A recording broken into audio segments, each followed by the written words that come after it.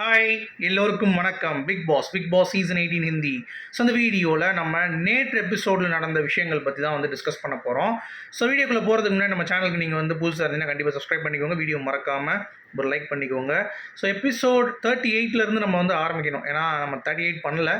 So அதில் மெயினான point அப்படிங்கிறது வந்து பார்த்தீங்க அப்படின்னா வந்து விவியன் ஷில்பாவுடைய அந்த கான்வர்சேஷன். அதில் விவியன் சொல்கிறது காஷிஷ் வந்து காஃபியோட மேட்டர் ஒன்று நடந்துச்சுல்ல.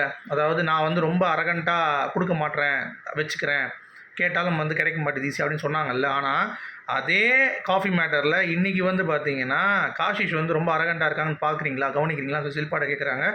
ஆமாம், அது கரெக்டு தான். ஏன்னா அவங்கவுங்களுக்கு அந்த பவர் கொடுக்கும் பொழுதோ அவங்களுக்கு அந்த கையில் அந்த ரேஷனிங் இருக்கும்போது தான் அவங்க பவரை காட்டுவாங்க.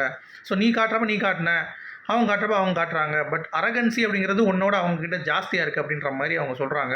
ஸோ அதை பேசி முடித்தோடனே இவர் போய் தனியாக படுத்துடுறாப்புல. அப்போ வந்து சேவல் வந்து கூவி எழுப்பி விடுதிங்க, நாய் குலைக்கிற மாதிரி எங்கள் சேவல். அப்போ ராஜத் வந்து சண்டை போடுறான். அந்த மாதிரி ரூல்ஸ் பிரேக் நீயே பண்ணுற, என்னடா நீ அப்படின்ற மாதிரி சண்டை போடுறான். ஸோ அவன் வந்து பயங்கரமாக குதிக்கிறான், அடித்து நகர்த்துற மாதிரி வந்து விவியன் கிட்ட வந்து சண்டை போடும் பொழுது ஸ்ருதிகா வந்து எல்லாம் தடுக்கிறாங்க. வந்து சாகத்தும் வந்து இந்த மாதிரி தப்பு ஏன் வந்து ரொம்ப போகிற அப்படின்ட்டு. ஏன்னா ரஜத் வந்து பார்த்தீங்கன்னா ஒரு கேஸ்லாம் மாட்டியிருக்காங்க போல தெரியுது, யாரையும் அடிச்சு. ஏன்னா இங்கே தான் பிக் பாஸ்லாம் கேஸ் மாட்டிட்டு வரணும்னு பார்த்தா எல்லா சீசன்லேயும் பிக் பாஸ் நீங்கள் உள்ளே போனால் உங்கள் மேலே ஒரு கேஸ் ஃபைல் ஆகிருக்கணும் போல், அப்போ தான் உள்ளே வர முடியும்னு நினைக்கிறேன். ஏன்னா அந்த மாதிரி இவரும் வந்து ரொம்ப பயங்கரமான ஆள் அப்படின்ற மாதிரி. அப்புறம் வந்து ராஜத்தும் சராவும் பேசுகிறாங்க. அந்த மாதிரி ராஜத் சொன்னால் மன்னிச்சுக்கோங்க, ஏன்னா நம்ம அப்படியே பழகிட்டோமா அந்த பேர் ராஜத் தலால், ஓகேவா? ஸோ ஸ்ருதிகா வந்து பிரச்சனை ஏன் பண்ணுறாங்க, எதுக்கு வந்து உள்ளே வராங்க, நமக்குள்ளே பிரச்சனை இருந்தால் அவதுக்கு வந்து, ஸோ அவள் தான் எனக்கு தெரிஞ்சு இந்த வாரம் வெளியேறுவா அப்படின்ற மாதிரி. என்னடா சொல்கிறீங்க அப்படின்ற மாதிரி இருக்குது. ஸோ ஓட்டிங்லேயும் ஹிந்திக்காரங்க வந்து இந்த வட்டம் உருட்டுறது என்ன அப்படின்னா, ஓட்டிங்லேயும் அவங்க வந்து கடைசி தான் இருக்காங்க அப்படின்ற மாதிரி ஓட்டிகிட்டு இருக்காங்க. ஸோ இந்த வாரம் வெளியேறிடுவாங்க அப்படின்ற மாதிரி. டேய் அப்படிலாம் முடியாதுடா, நல்லா ஸ்ட்ராங்காக தான்டா இருக்குது, தமிழ் மக்கள்லாம் ஓட்டு போடுறாங்கடா, நீ வேறு தப்புன்னு அனுப்ப முடியாது ரஜத், ஓகே?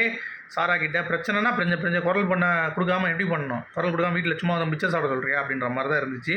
ஸோ அவர் வந்து சண்டை போடுறாங்க அப்படிங்கிறப்ப, ஏன்னா சம்மந்தமே இல்லாமல் விவியன்ட்ட வந்து பார்த்தீங்கன்னா அவன் ஏறிட்டு இருந்தான் ரஜத். ஸோ அதனால் அதை கேட்டதுக்கு என்ன அப்படின்ற மாதிரி கேட்டுட்ருக்காங்க. ஆமாம், எனக்கு அப்படி தான் தோணுதுன்றாங்க. அப்புறம் சும்முக்கும் விவியனுக்கும் ஒரு கான்வர்சேஷன், நான் தான் குக்கிங் இனிமேல் பண்ணாமல் பிரச்சனையாக பண்ண போகிறேன், என்னை எவனும் தடுக்காதீங்கன்றாங்க. இன்னும் விவியன், அம்மா நீ இப்படி தான் சொல்லுவேன், அப்புறம் திருப்பி என்கிட்டே வந்து கேட்ப ஏதாவது சமைக்க வேலை இருக்கான்னு, நீ சும்மா ஏதாவது கத்திட்டு இருக்காது அப்படின்ட்டு நீ கண்டென்ட்டை கொடுத்து கிழிச்ச மாதிரி தான். அப்புறம் ஸ்ருதிகா, திக்விஜய், கரண், ஃபன், சரியான ஃபன். அதுவும் ஸ்ருதிகாவுடைய தம்பியை நீ வந்து ஒரு மாதம் டேட்டிங் பண்ணிச்சோம் அப்படின்ற மாதிரி சொல்லும் பொழுது கரனோடைய மூஞ்சி ஒரு மாதிரி மாறுது. இதெல்லாம் பேசுகிறாங்க நல்லா. அதுக்கடுத்து நைட் நம்ம நேற்று சொன்னோம்ல ஒரு டாப்பிக்கு, நேற்று வீடியோ பார்க்காதவங்க பார்த்தீங்கன்னா தெரியும், நடு இரவில் அப்படியே கூப்பிட்டு சும்கிட்ட இந்த மாதிரி ஷில்பா வந்து கரனோட பற்றி பேசுகிறாங்களே, கரண் பற்றி ஒன்றை வச்சு பேசுகிறாங்கல்ல சும்மா கரண் அப்படின்ட்டு. அப்போது ஷில்பாவுக்கு வந்து அவங்களுக்கு ஒரு பொண்ணு இல்லையான்ட்டு. அதே மாதிரி தான் ஸ்ருதிகா, நான் உங்கள்கிட்ட கேட்குறேன், நீங்களும் வந்து சும்கிட்ட தம்பியை வந்து உஷார் பண்ணிக்கோ, ஒரு மாதம் டேட்டிங் பண்ணுறீங்களா, அப்போ அது மட்டும் கரெக்டாக? இப்போ அவங்க பண்ணுறது தப்பு தான், நீங்கள் பண்ணுறது தப்பு தானே அப்படின்ற மாதிரி நம்மளும் கேட்டோம். இந்த இடத்துல ஸ்ருதிகா வந்து ரொம்ப தப்பு பண்ணிட்டாங்க அப்படிங்கிறத நான் வந்து ஹைலைட் பண்ணுறேன். அடுத்து எல்லோரும் வந்து பார்த்திங்கன்னா ஒரு பாயிண்டில் வந்து ரொம்ப ஃப்ரீக்வெண்ட்டாக சொல்கிறது, கட்சி மாறிட்டாங்க நம்ம ஸ்ருதிகா. அதாவது விவியன் அண்ட் அந்த குரூப் கூட தான் இப்போ ரொம்ப பேசுகிறாங்க. இவங்களுக்குள்ளேயே வந்து ஒரு பிரச்சனை இருக்குது அப்படின்ற மாதிரி ஆலைஸ், ஈஷா, அந்த ஒரு குரூப் இருக்குல்ல, அவினாஷ், அந்த குரூப் வந்து டிஸ்கஸ் பண்ணுறாங்க. நம்மளாச்சும் ரியலாக இருக்கும், நம்மகிட்ட இருக்கிறது ரியல் லவ், ரியல் ஃப்ரெண்ட்ஷிப். ஆனால் அவங்க வந்து பார்த்திங்கன்னா அவங்க இஷ்டத்துக்கு அடிச்சுக்கிறாங்க, திருப்பி சேர்ந்துக்கிறாங்க. நம்மளை அப்படிலாம் கிடையாது, நம்ம கடைசி வரைக்கும் ஒற்றுமையாக இருக்கும் அப்படின்ற மாதிரி சொல்கிறாங்க. அதே மாதிரி திக்விஜய் வந்து ஏன் ஸ்ருதிகா கிட்டே சுற்றிட்டு இருக்கேன் அப்படின்னு சொல்லி சாரா ஒரு விஷயம் சொல்கிறாங்க.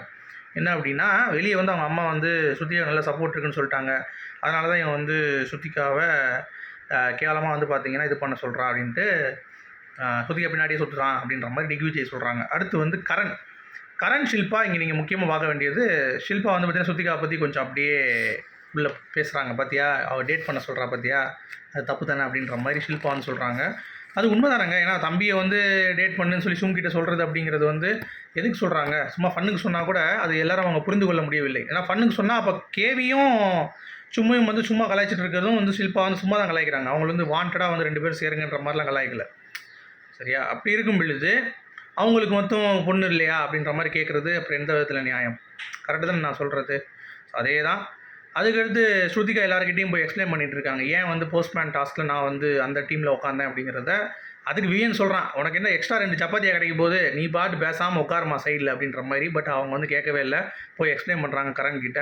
கரண் கேட்குறாரு ஏன் உட்காடுறாங்க போயின்னு கேட்குறவனே அவங்க சும்மா எக்ஸ்பிளைன் பண்ணிகிட்டு இருக்காங்க. அப்போ சும்மா சொல்கிறாங்க ஏன் நீ அங்கே போய் எதுக்கு உட்காடுற, ஷில்பா போகிறாங்களா அப்போ நீங்கள் யாரும் கேட்கல அப்படின்றாங்க. ஷில்பா போகிறாங்கன்னா அவங்க ஏற்கனவே போயிட்டு இருந்தாங்க, நீ போவே இல்லை, எங்கள் டீமில் தான் இருந்த, இப்போ ஏன் அங்கே போகிற அப்படின்ற மாதிரி கேட்கும் பொழுது ஷில்பாவுக்கு மட்டும் நீங்கள் வரைஞ்சி கட்டி சப்போர்ட்டுக்கு வரீங்கல்ல அப்படின்ற மாதிரி சொல்லும் போது நான் தான் பைத்தியக்காரன் ஆகிட்டேன், என் ஃப்ரெண்ட்ஸ் வந்து என்ன இது பண்ணும்போது அப்படின்னு சொல்லிட்டு ரொம்ப ஃபீல் பண்ணி அழுவ ஆரம்பிச்சிடுறாங்க. அப்போ கரண் வந்து ஃபீல் பண்ணுறாப்புல, இந்த மாதிரி ஸ்ருதிகா தம்பி வச்சு உன்னை இணைச்சி பேசுனது எனக்கு ரொம்ப கஷ்டமாக இருக்குது அப்படின்னு சொல்லி கிட்ட சொல்ல முடியுது. வந்து அப்படியா வா நீங்கள் ஃபீல் பண்ணுறீங்களே ஜி அப்படின்ற மாதிரி வந்து பார்த்தீங்கன்னா அவங்களுக்கு ஒரு சந்தோஷம் அப்படிங்கிறது தான். ஸோ இப்போ இங்கே என்ன மேட்ரு அப்படின்னா ஸ்ருதிகாவுடைய கேம் பிளே யாராலும் கணிக்க முடியல. இங்கே ஒரு குரூப்பாக ஃபார்ம் ஆகி உட்காந்துருக்கானுங்க. ஆனால் ஸ்ருதிகா வந்து ஒரு ஆட்டம் ஆடுறாங்க, நான் எந்த குரூப்பும் இல்லை அப்படின்னு சொல்லிட்டு. இப்போ சீசன் 7 அர்ச்சனா ஒரு விளையாண்டாங்கல்ல, இங்கே வந்து பேசுவாங்க கம்ஃபர்ட்டாக இருக்கும். ஆனால் இவங்க கூட வந்து அவ்வளோ சண்டை இருக்காது. ஆனால் அங்கே போய் சண்டை ஒழிப்பாங்க, அங்கே போய் திரும்பி பேசுவாங்க. அந்த மாதிரி ஒரு கேம் ஆடினாங்களா, அந்த மாதிரி புரியாத புதிராக தான் வந்து இவங்க எந்த சைடு ஆக்சுவலாக டீம் ஏவா டீம் பியா அப்படின்ற மாதிரி கன்ஃபியூஷனில் இருந்தாங்கல்ல. அதே மாதிரி தான் இங்கேயும், அதாவது இவங்க டீம் பி தான் அஃபிஷியலாக, அதே மாதிரி இங்கேயும் வந்து அர்ச்சனா டீம் பி தான். ஆனால் டீம் ஏலையும் வந்து பார்த்தீங்கன்னா போய் அப்பப்போ வந்து ஒரு ஃப்ரெண்ட்ஷிப் எடுப்பாங்கல்ல, அந்த மாதிரி வந்து இவங்களும் பண்ணுறாங்க அப்படிங்கிறது பார்க்க முடியுது. நான் ஏன் அர்ச்சனா கம்பேர் பண்ணுறேன், ஈஸியாக உங்களுக்கு புரியும் அப்படின்றதால பண்ணுறேன், ஓகேவா.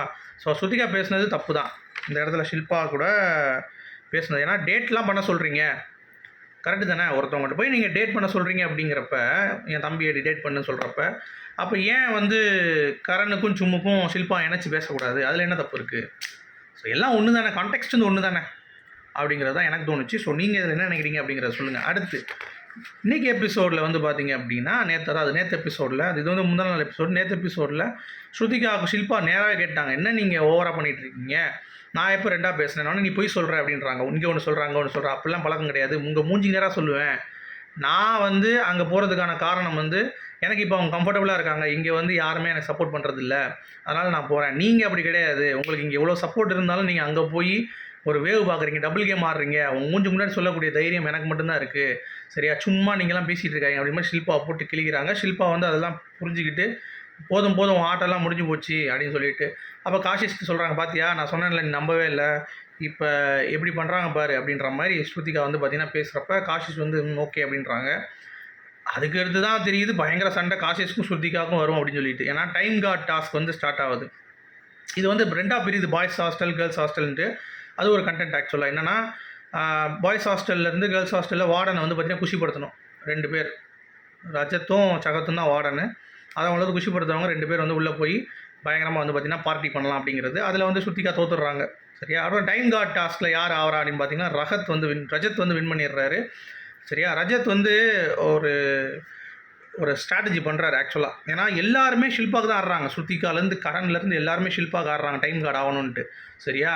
இன்னொரு சைடு வந்து சாரா மட்டும்தான் ரஜத்துக்கு ஆடுறாங்க. ஆனாலும் ரஜத் வந்து என்ன பண்ணிடுறான் அப்படின்னா அவனுடைய டீ இதெல்லாம் வந்து அதிகமாக யாரெல்லாம் எழுத்து போடுறாங்களோ அதிகமாக வச்சுருக்காங்களோ டீ பேக்ஸை, அவங்க தான் வந்து வின்னர்.